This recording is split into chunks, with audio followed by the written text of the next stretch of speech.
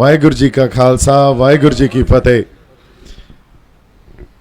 जदों इहो जिहियां शख्सियतां साडे कोले आके सानू शमूलीयत उन्हां दी मिलदी आ, उन्हां दा हल्लाशेरी, उन्हां दा हौसला मिलदा, ते ये गल तां तय हो जाती है भी असीं सही राह ते तुरे जाने आ। जदों सच ते पहरा देना हुंदा तो साडे 10वें पातशाह ने, साडे गुरु साहिबान ने सानू यही गल सिखाई आ भी पहरा सच ते देना हुंदा। तुहानू 10 लाख की फौज नहीं चाहिदी, उदों कच्ची गढ़ी दे अंदर वाले 40 चाहिए आ। वो 40 बहुत आ जे सच ते पहरा देण वाले होण तां। सो गल बड़े इकट्ठां नाल या वध गिनती नाल ये जरूरी नहीं भी गल उही सही होवे ते जंग जित्ती जा सके। जंग जितन लई जज्बा पहला होना ज़्यादा जरूरी आ। जिहड़ी मनुखी बुद्धि तो परां दी गल है, ये कई वारी साडे समझ नहीं आउंदी ये गल। जंगां जित्तियां ही जज्बे नाल जांदियां, पर अज जिहड़ी असीं लड़ाई लड़ रहे हैं वो पंजाब दे होंद दी लड़ाई लड़ रहे हैं। पंजाब दी होंद, एक लड़ाई पंजाब दी होंद दी लड़ाई क्यों बनी, या इहदा एहसास साडे अंदर कित्थों आया भी पंजाब दी होंद दी लड़ाई लड़ रहे हैं असीं। पंजाब सभ्याचार नूं, पंजाब दे इतिहास नूं, पंजाब दे पाणीआं नूं, पंजाबी मां बोली नूं ते गुरु नानक साहब दे फलसफे नूं या साडे गुरु साहिबानां दे फलसफे नूं बचाउण दी लड़ाई लड़ी जा रही आ। ये किसे 3 ऑर्डीनेंस या हुण जिहड़े वो न्यू लैजिसलेशन या लॉ बन गए, कल्ली लड़ाई उत्थों तक सीमित नहीं आ। सो किसान जथेबंदियां तो जे असीं इत्थे वख बैठे हाँ तो इन्ना कि वखरेवा तो है, हालांकि संघर्ष उही आ, उस संघर्ष का हिस्सा उन्हां दे नाल ये लड़ाई लड़ी जा रही आ। पर इन्ना कि वखरेवा रखना चाहिदा सी, वो इस करके चाहिदा सी कल नूं पंजाब दा इतिहास साडे ते सानू ये सवाल पुछूगा भी मेरी खातर किसी ने आवाज़ क्यों नहीं बुलंद की।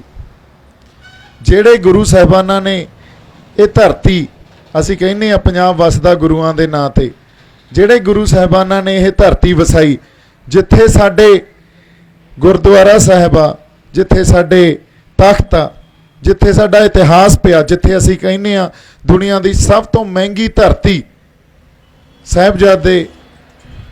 साहिबजादियां दा जिथे शहीदी पाई, उन्होंने शहीदी का जाम उन्होंने उतों पीता, वो दुनिया की सब तो महंगी धरती भी इत्थे ही आ।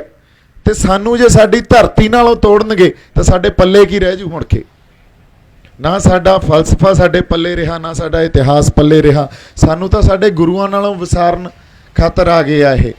सो लड़ाई इस करके साडी होंद दी आ, साडी होंद साडे फलसफे च पई आ, साडी सियासत च पई आ, ते सब कुछ धरती नाल जुड़िया होया। गुरु नानक साहब ने धरती नाल जोड़ता सी सानू, जदों किरत करन दा सानू सुनेहा दिता सी। उस तरह साडी सियासत जदों असीं कहने आ, जिहदे च पंजाब दी सियासत, सिख सियासत भी उहदा एक हिस्सा, वो भी इस धरती नाल जुड़ी हुई है। जदों साडीआं जमीनां साडे तो खो लैणगे, साडे तो साडी सियासत भी खो लैणगे नाल। हुण अज बराड़ साहब साडे अजयपाल सिंह बराड़ जी, वो भी साडे च इत्थे मौजूद आ। उन्होंने एक बड़ी सोहनी गल कीती संगतां नाल। उन्होंने कहा है वार वार काले कानून आ रहे आ, असीं इन्हां लई संघर्ष विड़दे आ, लड़दे आ, क्यों हो रहा। इहदी सब तो वड्डी जिहड़ी वजह जां जिथे जड़ पई आ, वो इस करके हो रहा क्योंकि सानू साडे फैसले लैण दा अधिकार नहीं आ, साडे कोले हक ही नहीं आ। साडे फैसले तो दिल्ली तो लए जांदे आ, दिल्ली साडे घरां दे फैसलियां तो लैके, साडे समाजिक फैसलियां तो लैके, राजसी फैसलियां तो लैके, आर्थिक फैसले, फलसफियां दे फैसले भी दिल्ली लैंदी आ। जे एड्डी वड्डी खुद मुख्तियारी साडे तो खो लई जाऊगी, फिर जे असीं कहीए भी साडी होंद बच जूगी या साडा फलसफे बच जाणगे, साडा सभ्याचार बच जूगा, तो यह बहुत वड्डा झूठ आ। साडे पल्ले कुछ नहीं रहना, सब कुछ उन्होंने खो के ले जाना। सो लड़ाई पंजाब दी होंद दी लड़ाई आ, तो साडी खुद मुख्तियारी दी भी लड़ाई आ, साडे हक्कां दी लड़ाई आ, साडी रियायतां दी लड़ाई नहीं आ।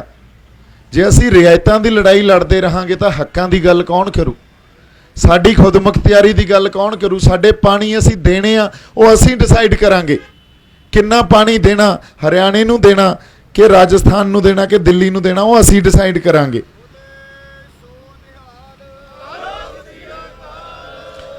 ਪੰਜਾਬ 'ਚੋਂ ਪ੍ਰਵਾਸ ਜਿਸ ਵੱਡੇ ਢੰਗ ਨਾਲ ਹੋ ਰਿਹਾ, ਸਾਡੀ ਨੌਜਵਾਨੀ ਨੂੰ, ਆਉਣ ਵਾਲੀ ਪੀੜ੍ਹੀ ਨੂੰ ਸਾਡੀ ਧਰਤੀ ਨਾਲੋਂ ਤੋੜਿਆ ਜਾ ਰਿਹਾ, ਖੋਰਿਆ ਜਾ ਰਿਹਾ। ਨਾਲ ਨਾਲ ਪ੍ਰਵਾਸ ਤੋਂ ਬਾਅਦ ਪਰਿਵਾਰ ਵੀ ਉਧਰ ਨੂੰ ਹੋ ਜਾਂਦਾ। ਉੱਥੇ ਪਹਿਲਾਂ ਆਪ ਜਾ ਕੇ ਮੁੰਡਾ ਜਾਂ ਕੁੜੀ ਪੱਕੇ ਹੁੰਦੇ ਆ, ਤੇ ਫਿਰ ਬਾਅਦ 'ਚ ਆਪਦੇ ਮਾਂ-ਬਾਪ ਨੂੰ ਬੁਲਾ ਲੈਂਦੇ ਆ, ਤੇ ਸਾਰਾ ਪਰਿਵਾਰ ਹੀ ਉੱਧਰ ਚਲਾ ਜਾਂਦਾ। ਇਹ ਵੀ ਇੱਕ ਬਹੁਤ ਵੱਡਾ ਮਸਲਾ ਜਿਹਦੇ ਖਾਤਰ ਅਸੀਂ ਸਿਰ ਜੋੜ ਕੇ ਬੈਠੇ ਹਾਂ।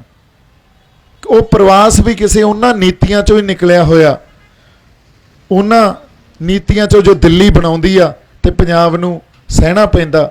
ਪੰਜਾਬ ਇਹ ਸਾਰੀ ਲੜਾਈ ਸਾਂਝੇ ਤੌਰ ਤੇ ਇੱਕ ਸਮੁੱਚਤਾ 'ਚ ਲੜ ਰਿਹਾ, ਕਿਉਂਕਿ ਜੇ ਅਸੀਂ ਮਸਲਿਆਂ ਨੂੰ ਸਮੁੱਚਤਾ 'ਚ ਨਹੀਂ ਵਿਚਾਰਾਂਗੇ ਤਾਂ ਸਾਨੂੰ ਉਹਨਾਂ ਹਾਲਾਤਾਂ ਦੀ ਸਮਝ ਨਹੀਂ ਆਉਣੀ। ਜਿਹੜੀ ਹਾਲਾਤਾਂ ਦੀ ਦੇਣ ਇਹ ਕਾਲੇ ਕਾਨੂੰਨ ਆ, ਜਿਹੜੇ ਹਾਲਾਤਾਂ ਦੀ ਦੇਣ ਅੱਜ ਜੇ ਬੇਅਦਬੀ ਹੋ ਰਹੀ ਆ ਸਾਡੇ ਇਸ਼ਟ ਦੀ, ਸ਼੍ਰੀ ਗੁਰੂ ਗ੍ਰੰਥ ਸਾਹਿਬ ਦੀ, ਇਹ ਵੀ ਉਹਨਾਂ ਹਾਲਾਤਾਂ ਦੀ ਦੇਣ ਆ। ਹੁਣ ਸਾਡੇ ਕੋਲੇ ਜੇ ਅਸੀਂ ਇਹਨਾਂ ਗੱਲਾਂ ਲਈ ਨਹੀਂ ਜਾਗੇ ਤਾਂ ਮੇਰੇ ਖਿਆਲ 'ਚ ਇਦੋਂ ਜ਼ਿਆਦਾ ਸਾਡੇ ਤੋਂ ਬੇਅਦਬੀਆਂ ਨਹੀਂ ਸਹਿ ਹੋਣੀਆਂ, ਇਦੋਂ ਬਾਅਦ ਸਾਡੇ ਤੋਂ ਲੜਾਈਆਂ ਵੀ ਨਹੀਂ ਲੜੀਆਂ ਜਾਣੀਆਂ। ਅਸੀਂ ਤਾਂ ਅਖੀਰਲੇ ਪੜਾਅ 'ਚ ਇੱਕ ਲੜਾਈ ਲੜ ਰਹੇ ਹਾਂ। ਜੇ ਹੁਣ ਨਹੀਂ ਜਾਗਾਂਗੇ, ਹੁਣ ਨਹੀਂ ਸਿਰ ਜੋੜ ਕੇ ਬੈਠਾਂਗੇ, ਤੇ ਹੁਣ ਸਮਰਪਿਤ ਹੋ ਕੇ ਅੰਦਰ ਇੱਕ ਨਿਸ਼ਚਾ ਤੇ ਇਖਲਾਕ ਲੈ ਕੇ ਨਹੀਂ ਚੱਲਾਂਗੇ, ਤੇ ਗਾਂ ਫਿਰ ਸਾਡੇ ਤੋਂ ਲੜਾਈ ਵੀ ਨਹੀਂ ਲੜੀ ਜਾਣੀ। ਸੋ ਇਹਨਾਂ ਸਾਰੀਆਂ ਗੱਲਾਂ ਨੂੰ ਅਸੀਂ ਧਿਆਨ 'ਚ ਰੱਖਦੇ ਹੋਏ, ਜਿਵੇਂ ਅੱਜ ਸਿੰਘ ਸਾਹਿਬ ਆਏ ਆ, ਪਹਿਲਾਂ ਵੀ ਬੜੇ ਮਹਾਂਪੁਰਸ਼ ਆਏ ਆ, ਸਾਨੂੰ ਹੱਲਾਸ਼ੇਰੀ ਦੇ ਕੇ ਜਾਂਦੇ ਆ, ਸਾਨੂੰ ਇੱਕ ਸੇਧ ਤੇ ਰਾਹ ਦਸੇਰਾ ਵੀ ਸਾਡਾ ਕਰਦੇ ਆ। ਇਹਨਾਂ ਸਾਰੀਆਂ ਗੱਲਾਂ ਨੂੰ ਧਿਆਨ